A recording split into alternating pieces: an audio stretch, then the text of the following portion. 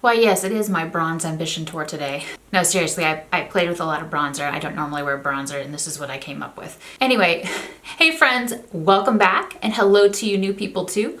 For those of you who don't know me, I'm Courtney, and today I'm finally bringing you the one, the only, review of the Idun Minerals Nordic Veil Foundation.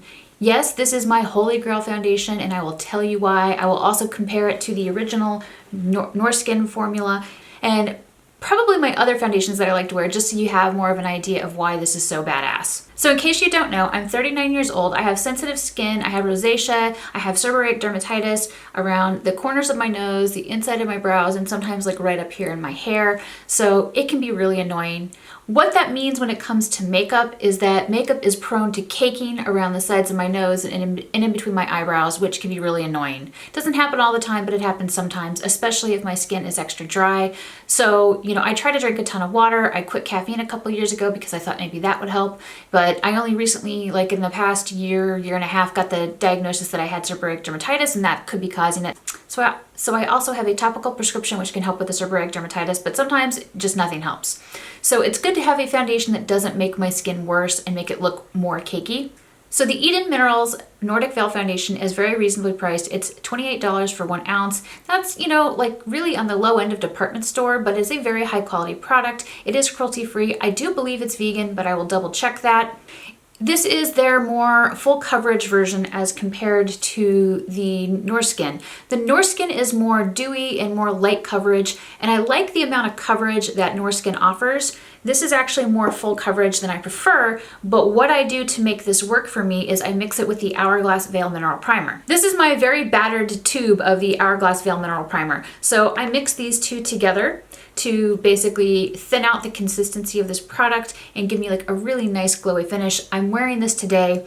Now, I always set this foundation with the Laura Geller Balance and Brighten and Porcelain, and basically it helps my foundation to wear all day.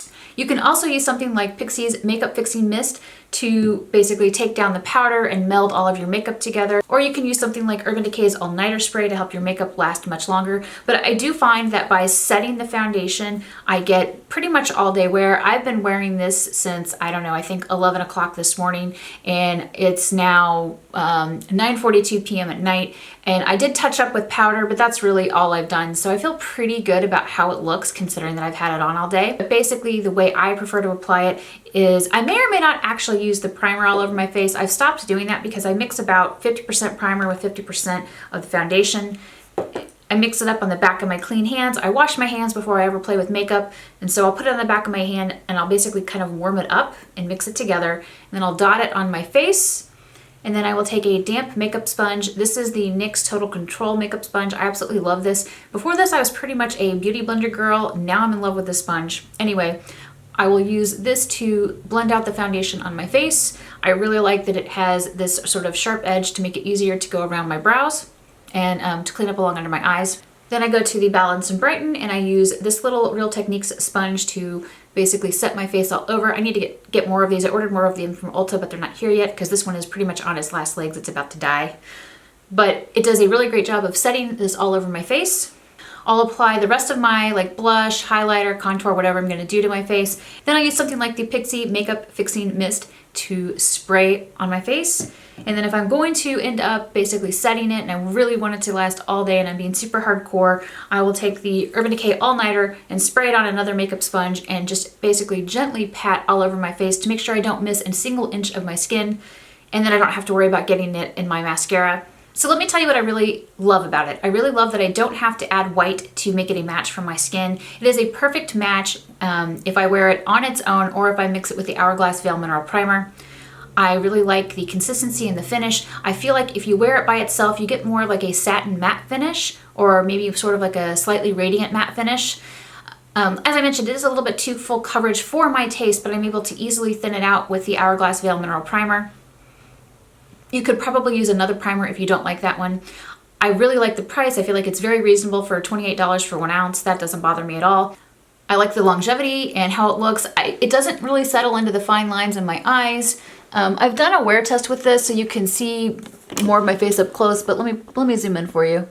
So if I crinkle up, you can see my fine lines around my eyes, but if I'm just looking at you normally, you can't. And considering that I've had this foundation on like over 12 hours, I feel like I look really good. So yeah, it doesn't settle into fine lines. It doesn't settle into pores. It'll last at least 12 hours if you apply it with a primer and setting powder, which is how I prefer to apply it. So let me tell you what I don't like about this foundation. The number one thing that I don't like about the foundation is that because it's a Swedish company, they only have 9 shades. I'm very lucky that this is one of the very few foundations that will match my skin tone that I don't have to add white to. That is a rarity for me.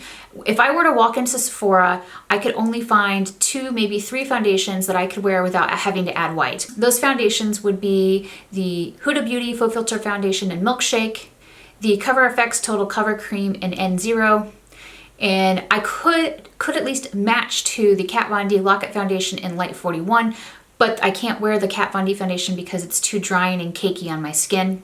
So I feel very grateful that I can wear this. It works really well with my dry skin. It doesn't emphasize cakiness or fine lines or wrinkles or anything like that. And it looks great. It looks like skin, especially when I thin it out like I did today. Like this is, like I said, this is 50% foundation, 50% primer. And I feel like I just look very seamless from like my face to my jaw to my neck all the way down. It just looks like it's all one color rather than me looking like I have my face darker than the rest of me. So I love that. But I do really feel bad about the fact that it only has 9 shades. But then again, it's not an American company, they're a Swedish company, so they have a very limited shade range. I did want to insert swatches for you of this foundation compared to other pale foundations that I own to give you more of like a gauge of where it's at. But I feel like this is a really great neutral tone foundation, or at least it works for my skin. And I feel like my skin tone is neutral or neutral leaning cool yellow because I feel like the things that work best for me tend to be neutral or cool yellow foundations. Huda Beauty Milkshake, Idun Minerals Nordic Veil and Jorunn, Cover FX Total Cover Cream in N0, Kat Von D Lock-It Foundation in L41 Neutral, the Body Shop Matte Clay Skin Clarifying Foundation in Peruvian Lily, the Ordinary Serum Foundation in 1 in S, and Hourglass Veil and Hourglass Foundation in Blanc. So anyway, if you're looking for the best medium full coverage that you can shear down to light medium coverage if you want, foundation for dry skin, I would recommend the Idun Minerals Nordic Veil Foundation. If you're somebody who has really dry skin and you need something very light medium coverage, I highly recommend you check out the Norrsken because the Norrsken is going to give you a dewy finish. Like if you don't set this, it's just going to be dewy and sticky and come off on stuff.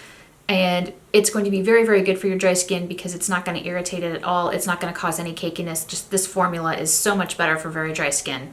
But if your skin is more similar to mine, you may love this. I can't say enough nice things about it. I love it. I'm so glad that I have it. It really is my holy grail foundation, and I'm glad that it doesn't have, to me, it doesn't have a bad scent at all. It has like a little slight scent. Like, I want to say that the smell of this is like a, it's not really light and fruity, but it's a very light scent that I don't even really know how to describe. I'm trying to describe it, and maybe light and clean would be a good way to put it, but it's not a very strong scent at all. If you're somebody who didn't like the Huda Beauty foundation because that has the most disgusting fragrance ever, definitely give this a try. Anyway, what do you think of the Idun Minerals Nordic Veil Foundation? Please be sure to let me know in the comments below. If you found this review helpful, please give it a thumbs up and share. And if you haven't already, click on that little subscribe button down below, and I'll see you in my next video.